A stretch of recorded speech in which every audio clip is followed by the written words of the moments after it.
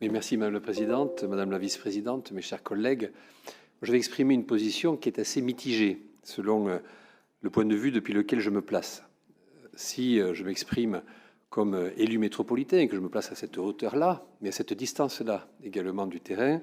je peux comprendre que les équilibres économiques tels qu'ils ont été exprimés par les orateurs précédents justifient qu'il y ait un alignement du fait de l'augmentation des coûts. Si je me place maintenant du point de vue qui est celui du maire ou celui de l'habitant et celui qui habite à Pessac,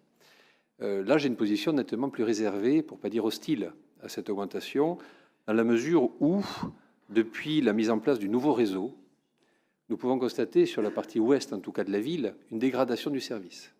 telle qu'elle s'exprime à travers notamment, en tout cas telle qu'elle s'illustre, à travers nos... C'est rare sur la métropole, puisque je crois que c'est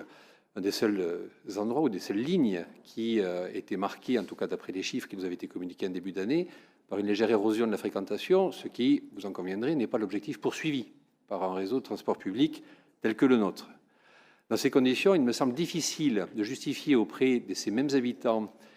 qui votent d'une certaine manière, avec leurs pieds, en ne fréquentant un peu moins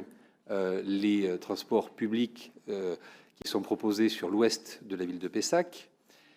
et de leur proposer donc une augmentation des tarifs. Donc si je devais écouter cette partie-là de mon cerveau, je dirais, je voterais contre,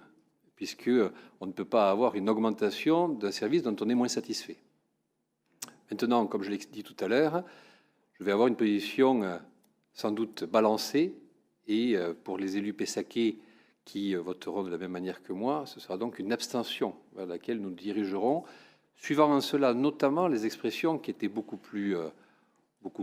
fortes, beaucoup plus dures dans le jugement du nouveau réseau,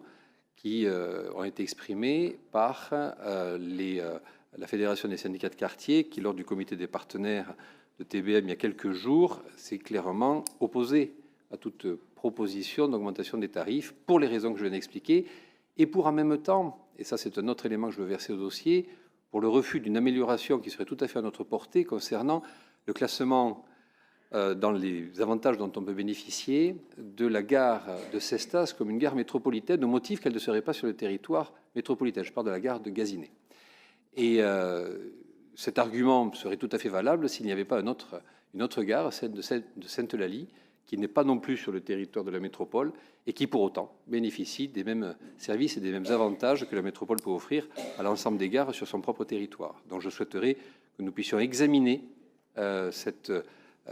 possibilité de classer la gare de Cestas-Gazinay, qui est fréquentée par beaucoup de Pessacais, beaucoup de métropolitains, comme une gare métropolitaine. Pour toutes ces raisons, donc, je confirme mon abstention à ce stade. J'espère avoir à lever cette abstention les années prochaines lorsque le même genre de délibération arrivera, et je pourrai, j'espère, me féliciter d'une amélioration du service rendu à l'ensemble des usagers ou des usagers potentiels de Pessac. Je vous remercie.